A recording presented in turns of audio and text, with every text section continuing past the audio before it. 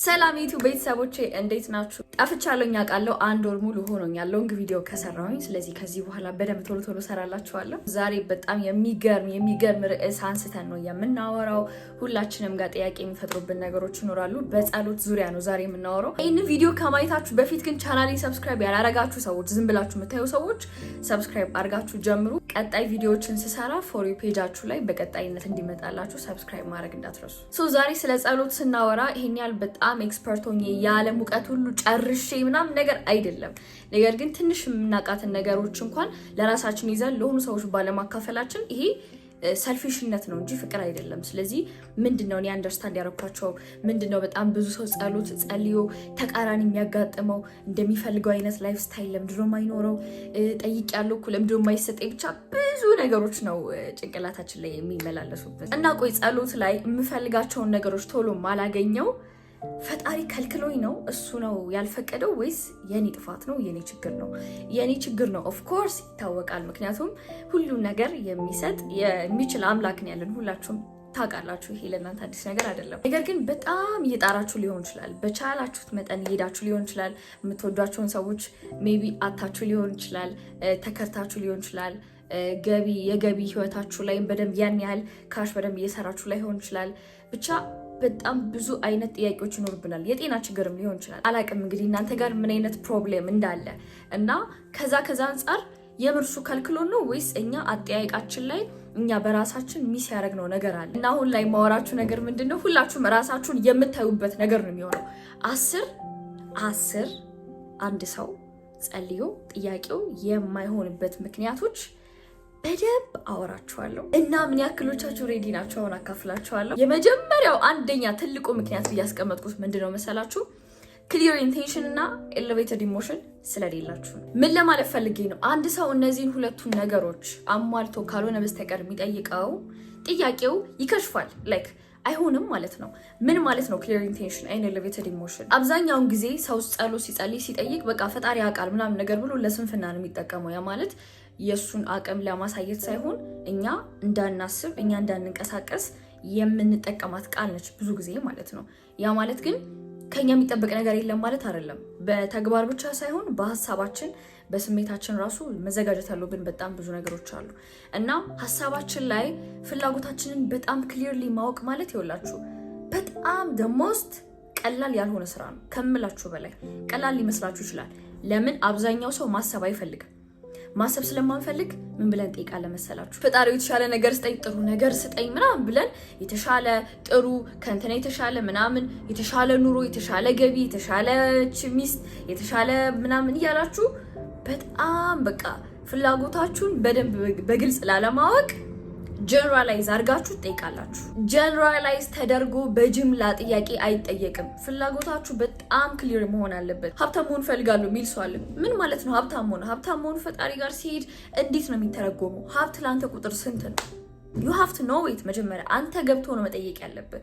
ሀብት ለሆነ ሰው 1,000 ብር ሊሆን ይችላል። ሀብት ለሆነ ሰው 100,000 ሊሆን ይችላል። ሀብት ለአንድ ሰው 1 ሚሊዮን ሊሆን ይችላል። ሀብት ደግሞ ለአንድ ሰው በቢሊዮን ሊሆን ይችላል። እና ጥያቄያችሁ በጣም ክሊር መሆን አለበት። በዚህ ዓመት በገቢያችሁ ከሆነ በዚህ ዓመት ምን ያህል ገቢ ፈልጋለሁ፣ በሳምንት በቀን ከፋፍላችሁ ገቢያችሁ በምን አይነት መንገድ እንደሚመጣ ፍላጎታችሁ፣ መስራት የምትፈልጉትን ስራ ቢዝነስ ይሁን ተቀጥራችሁ ይሁን ብቻ በቃ እሱ ይስጠኝ ምናምን አይደለም። ኦፍ ኮርስ እኮ ነው የሚሰጣችሁ። ግን እኔ እንዲህ አይነት ስራ ፈልጋለሁ፣ ከእንደዚህ አይነት ሰዎች ጋር መስራት የምፈልገው፣ እንዲህ አይነት ገቢ እንዲኖረኝ ፈልጋለሁ ብላችሁ በግልጽ ብሩ መጥቶ ራሱ የት እንደሚሄድ ክላሪቲ በደንብ ተንትናችሁ መሆን አለበት የምትጠይቁት። ማለት ፕሮፖዛል በሉት ለፈጣሪ የምታስገቡት እና በግልጽ ደግሞ ለፈለጋችሁ ጥያቄ መልስ አታጡ። ለምንድነው አብዛኛው ሰው የሚፈልገውንስ ነገር የማያገኘው ካላችሁኝ፣ አንደኛ ፍላጎቱን ራሱ በግልጽ አያውቅም። ዝም ብሎ ነው የሚኖረው። ዝም ብላችሁ ነው የምትኖሩት። ማሰብ አትፈልጉም። እንደመጣላችሁ ቀናችሁን ማሳለፍ፣ የሆነ ሰው በነገራችሁ በሰው ሀሳብና በሰው እቅድ ነው የምትመሩት። የራሳችሁ የሆነ ጎል የላችሁም። የራሳችሁን ሀሳብ የላችሁም። ስለዚህ ወይኔ ፈጣሪ ምናምን አትበሉ። ለምን? በግልጽ አልፈለጋችሁም። አይደለም እናንተ ካፌ እንኳን ሄዳችሁ የተሻለ ምግብ ስጠኝ ስላላችሁ ታስተናጋጁ ምግብ አይሰጣችሁ፣ ሜኑ ይሰጣችኋል፣ ትመርጣላችሁ። እና ልክ እንደዚህ ሁሉ ፈጣሪያችሁም ጋርም ስትሄዱ ልክ እንደዚህ ሜኑ ተደርድሯል እና ከሜኑ ላይ መርጣችሁ ነው ይሄን ስጠኝ የሚባለው እንጂ እንዲህ ጀነራላይዝ አድርጋችሁ አይጠየቅም። ለዛም ነው ብዙ ሰው ሚስ የሚያደርገው። አንደኛው ይሄ ነው። ኤሌቬትድ ኢሞሽን ስልስ ምን ለማለት ፈልጌ ነው? ኤሌቬትድ ኢሞሽን ማለት ይሄ የምስጋና ስሜት፣ የተደረገለት ሰው የሚሰማው ስሜት አለ አይደለም? ስሜታችሁ ከፍላጎታችሁ ጋር በሚመጣጠን መልኩ የእርግጠኝነት ስሜት ያለው፣ የምስጋና ስሜት ያለው፣ የእጥረት ስሜት የሌለው መሆን መቻል አለበት። ያ ማለት ለምሳሌ ዛሬ ላይ ወጥተሽ እኔ ማግባት ፈልጋለሁ ምናምን አልሽና ጥያቄሽ አለ እንደዚህ አይነት ሰው ፈልጋለሁ፣ እንደ አይነት ሰው ስጠኝ፣ አንተ ደግሞ አንተ ባሰብኩት መንገድ ሳይሆን ባላሰብኩት መንገድ አንተ ነው የምትሰጠው ትዳር ብለሽ እየጠየቅሽ ነው። ግን ፍላጎትሽን በግልጽ ታውቂያለሽ ምን አይነት ወንድ እንደምትፈልጊ። ከዛ ግን ሀሳብሽና ስሜትሽ ተጣርሷል ማለት ሀሳብሽ ፍላጎትሽን በግልጽ እኮ ታውቂያለሽ፣ ግን ስሜትሽ ጋር ሲመጣ your emotion is not okay። ገባሽ? እንዴት ይሆናል? በቃ አሁንም የሚከዳኝ ሰው ሊመጣ ይችላል። አሁንም ወንዶች በቃ የሆነ ፕሌየሮች ናቸው፣ ወንዶች መጥፎ ናቸው፣ ወንዶች የሆነ ነገር ናቸው ብለሽ ማትፈልጊውን አይነት ስሜት እያስተናገድሽ ነው የምትዩ። ሀሳብና ስሜትሽ አንድ አልሆነም። የምጠይቁ ጥያቄ እንደሚደረግልሽ እያመንሽ አይደለም። ጠዋት ላይ እንደዚህ አይነት ፍቅረኛ ስጠኝ ባክን ምናምን ብለሽ ወጥተሽ ግን ቀኑን ሙሉ የሚሰማሽ ስሜት በቃ እንደዚህ አይነት ሰው ላይኖር ይችላል ወይኒ ወንዶች እኮ ምናምን ብቻ የሆነ ደስ የማይል አይነት ስሜት እየተሰማሽ ነው የምትዩ። ገንዘብ ላይም ቢሆን በቃ ይሄን ያህል ገንዘብ ሰራለሁ ምናምን ብላችሁ ወጣችሁ ምናምን ነገር በቃ ኢንስፓየርድ ሆናችሁ መጣችሁ፣ ጠዋት ጸልያችሁ ምናምን፣ ከዛ ግን ስሜታችሁ እጥረት ነው ማለት አይገባኝም የሚል ስሜት አላችሁ። ላይደረግልኝ ይችላል ኦር ደግሞ ብቻ ብዙ ነገር ልክ ብር እንደሌለው ሰው እንዳጠረው ሰው ነው የምትንቀሳቀሱት። the way you walk, the way you talk, everything ልክ እንዳለው ሰው አይደለም። ገና ነገሮች እንደማይደረጉለት ምናምን ነው። ምክንያቱም እምነታችሁ ሰውነታችሁ ላይ የሚታየው እና እንቅስቃሴያችሁ ደግሞ እንደዛ ከሆነ your emotion ኤሌቬትድ አይደለም። ያ ማለት የምስጋና ስሜት ላይ አይደላችሁም፣ የፍቅር ስሜት ላይ አይደላችሁም፣ የእርግጠኝነት ስሜት ላይ አይደላችሁም። ይሄንን ክሊር ኢንቴንሽን እና ኤሌቬትድ ኢሞሽንን አንድ ማድረግ ስትችሉ አንደኛ ጸሎታችሁ ይሆናል ማለት ነው። ስለዚህ ፍላጎታችሁን በግልጽ ማወቅ አት ሴም ታይም ደግሞ ለዛ ይመጥን ትክክለኛ የሆነ የምስጋና ስሜት ላይ መሆን አለባችሁ። ሁለተኛ ደግሞ ሰው ጸልዮ ለምንድን ነው ያልሆነልኝ ብሎ የሚያስብበት ምክንያት መልሱ አሁን አይሆንም ነው እንጂ አሁን ራይት ናው አይሆንም እንጂ የተባላችሁት አይደረግላችሁም አልተሰማችሁም ለማለት ተፈልጎ አይደለም። the answer is not now ነው እንጂ ኖ እየተባላችሁ አይደለም። ያ ማለት አሁን ላይ የምጠይቋቸው ጥያቄዎች ሜቢ እናንተን የሚያጠፉ ጥያቄዎች ሊሆኑ ይችላሉ። ምክንያቱም አንዳንድ ጥያቄዎቻችን የኛን ፕሪፓሬሽን፣ የኛን መዘጋጀት፣ የኛን መስል የሚፈልጉ ጥያቄዎች አሉ። ማለት ከፍላጎታችን በላይ ታይሚንግ ማተር የሚያደርግበት ጊዜ አለ። አብዛኞቻችን ግን አሁን ጠይቀን አሁን እንዲደረግልን ብዙ ጊዜ እንፈልጋለን። ብዙ ነገሮች በቃ በእኛ አእምሮ በእኛ ልክ ነው እንዲሄድ የምንፈልገው እና ብዙ ጊዜ ግን እንደዛ አይደለም። የኛ አሰራርና የፈጣሪ አሰራር በጣም የተለያየ ነው። በጣም ጊዜ እንደሄደባችሁና ነገሮች እየሆኑላችሁ እንዳልሆነ የሚሰማችሁ በእርግጠኝነት ከምን አንጻር ነው መሰላችሁ? እጅግ በጣም ራሳችሁን ከሰው ጋር ታነጻጽራላችሁ። አሁንማ ሶሻል ሚዲያም አለ፣ ስክሮል ታደርጋላችሁ። የሆነ ሴት አለች የምታያት፣ የሆነ ወንድ አለ የምታያቸው ሰዎች አሉ፣ የምታዩት ላይፍ ስታይል አለ እና በቃ ሜቢ እኮ የጠየቃችሁት ያለፈው ሳምንት ሊሆን ይችላል። የጠየቃችሁት ጥያቄ እኮ ፕሪፔር የተደረገ እኮ ነው፣ የተዘጋጀላችሁ ነው። ግን እናንተ ሳምንቱ አመት ይሆንባችኋል። ለምን? the whole time ሰዎችን እያያችሁ ነው የምትኖሩት።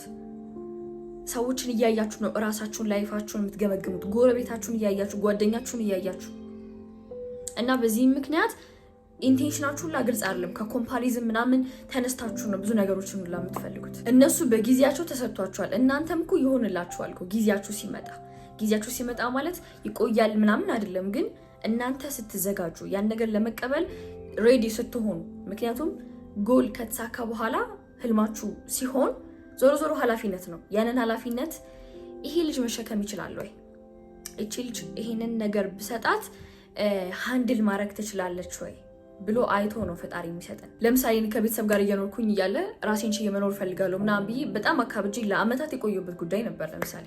ከዛ ልክ ተከራይቼ ስወጣ አሳካው ተመስገን ፈጣሪ ምናምን ነገር አልኩኝ።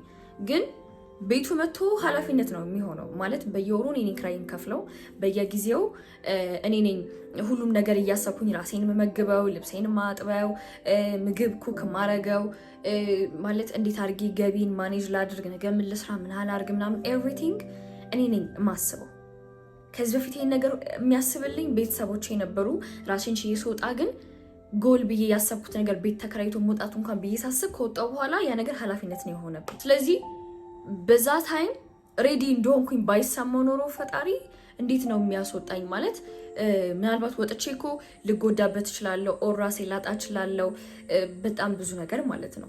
ስለዚህ ከሆኑ ሰዎች ጋር ራሳችን እያወዳደርን ለምን ነገሮች አልሆኑ ምናምን አይደለም። የሁላችንም መንገድ አንድ አይደለም ጋይስ፣ አንድ አይደለም። ስለዚህ ሜቢ አሁን ላይ የምጠይቋቸው ጥያቄዎች አርግልኝ ፈጣሪ ሆይ ለምንድን ነው እንደዚህ የሚሆነው ምናምን ብላችሁ የምትቀውጡት ነገር ማለት ነው አሁን ላይ ቢሰጣችሁ ሜቢ እናንተ ሊያጠፋችሁ የሚችል እናንተ ጭንቀት ውስጥ ሊከታችሁ የሚችል ራሳችሁን እንዳትሆኑ ሊያረጋችሁ የሚችል ነገር ሊሆንም ስለሚችል ነው እናንተ ሞር ቻሌንጆችን እያያችሁ አሁን ላይ ያን ነገር እየተጋፈጣችሁ ጡንቻችሁን እያጠነከራችሁ ነገሮችን የመቀበል አቅማችሁ ከፍ እንዲል ነው እየተሰጣችሁ ያለው እንጂ መልስ አይሰጣችሁም ኦር ደግሞ አይሆንላችሁም ለማለት አይደለም። ሶ ፔሸንስ ያስፈልጋል። በጣም ትዕግስተኛ መሆን አለባችሁ። በጣም ጽናት ያስፈልጋችኋል።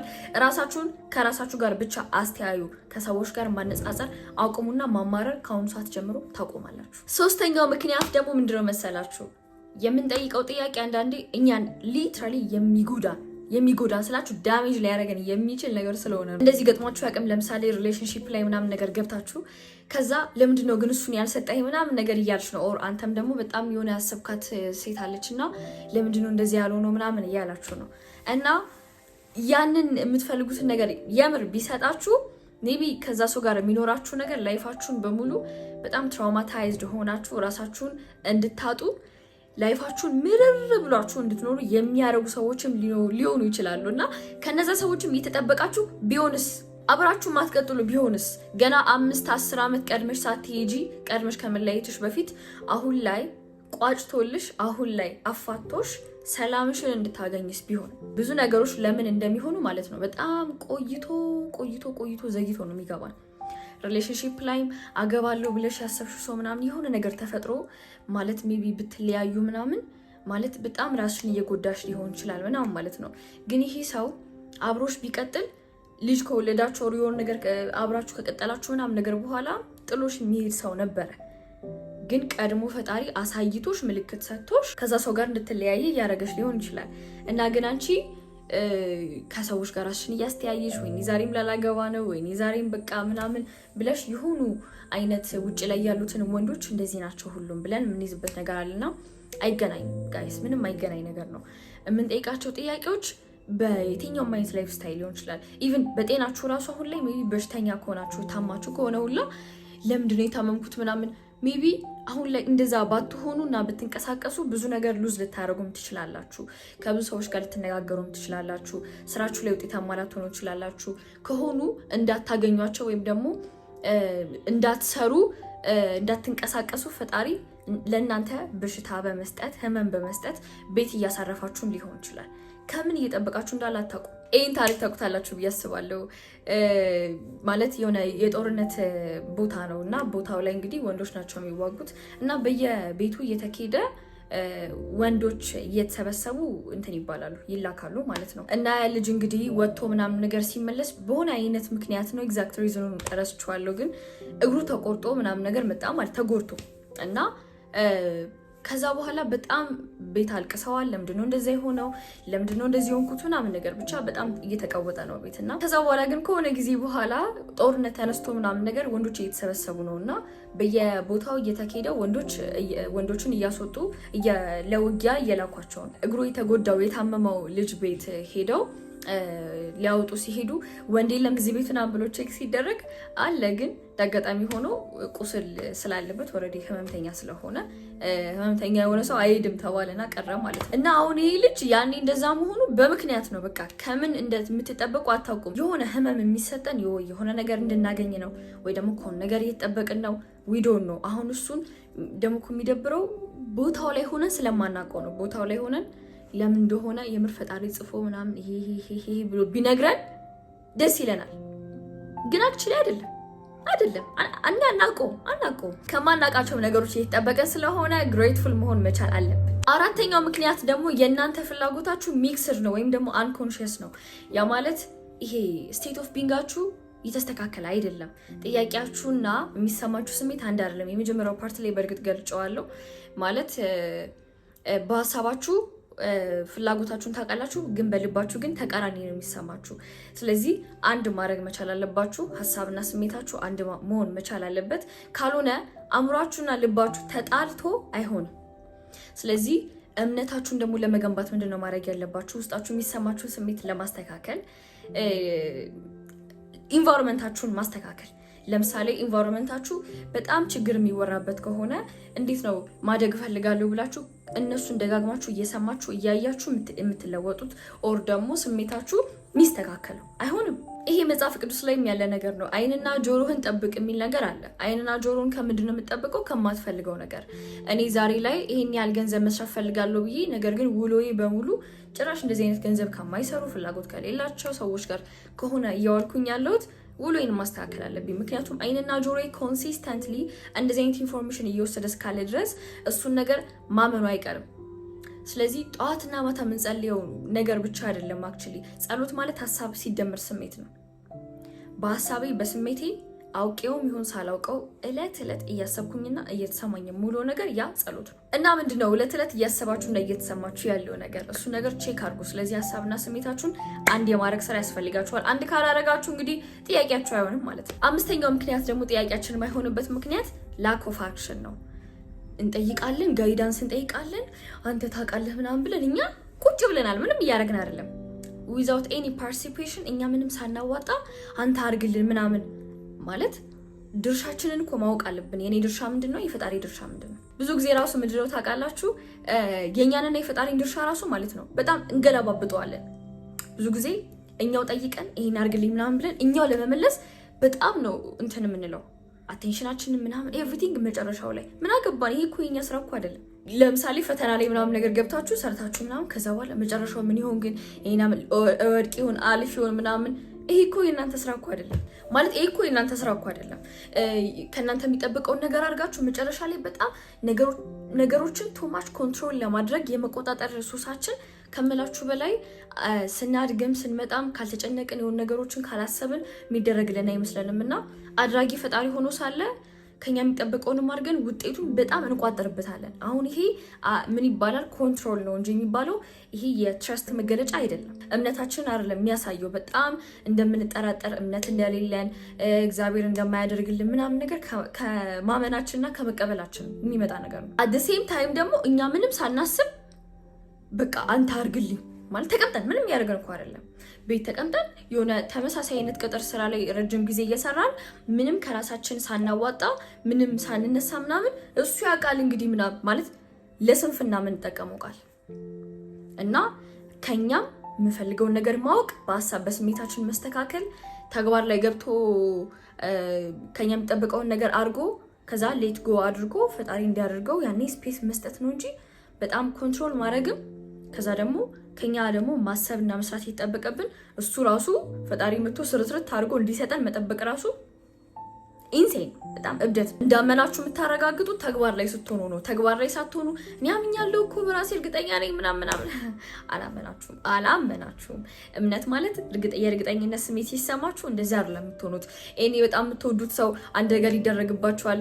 ይሄን ያህል ብር ካላመጣችሁ ስትባሉ እንዴት ነው ያንን ብር ለማምጣት የትና የት ሄዳችሁ የምታመጡት? ያኔ በቃ እንግዲህ ምንም ማድረግ አልችልም ፈጣሪ ያውቃል ብላችሁ ከእናንተ የሚጠበቀውን ነገር ምንም ሳታረጉ ምንም ፓርቲሲፔት ሳታረጉ ምንም ሳትፈልጉ ያንን ሰው ለማጣት አትፈቅዱ። ወይ ልጃችሁ ወይ የትዳር አጋራችሁ ወይ እናታችሁ ወይ አባታችሁ አንድ ነገር ቢሆኑ ማለት ምርጫ የላችሁም። እነሱን ለማዳን 100% አክሽናችሁ ታረጋላችሁ፣ ብቻ ትሰራላችሁ፣ ትንቀሳቀሳላችሁ። እና አክሽን ማለት ይሄ ነው። እንደምታገኙ እርግጠኛ ስትሆኑ ትንቀሳቀሳላችሁ። ካልተንቀሳቀሳችሁ ግን በቃ እንግዲህ ይሄ ሰው ሊሞት ይችላል ማለት ነው ብላችሁ ተስፋ ስትቆርጡ ነው መፈለግ የምታቆሙት። ስለዚህ አንድም እንዳመናችሁ ማረጋገጫችሁ መንቀሳቀሳችሁ ስለሆነ ከአክሽን ሚል ሊይዛችሁ ይችላል። ምን አይነት እምነት ስላላችሁ ነው ፈልጋችሁ ብዙ እውቀት ኖራችሁ ማለት ተግባር ላይ ለማውረድ ለምንድን ነው የምትቸገሩት ምናምን። እና ደግሞ ቀጣዮቹን 5 ምክንያቶች ሰው ጸልዮ ጥያቄው የማይሆንበትን ምክንያት በቀጣይ ቪዲዮ ፓርት ቪዲዮ ላይ ይዤላችሁ እመጣለሁ። ቪዲዮ እንዳይረዝምባችሁ ብዬ ነው። እና እንዴት ነበር ቆይታችን? ከ5ቱ ምክንያቶች ውስጥ እናንተ ራሳችሁ እንዴት አገኛችሁት? ምን ላይ ሚስ አድርጋችኋል?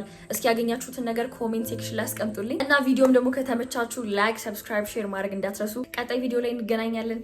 መልካም ጊዜ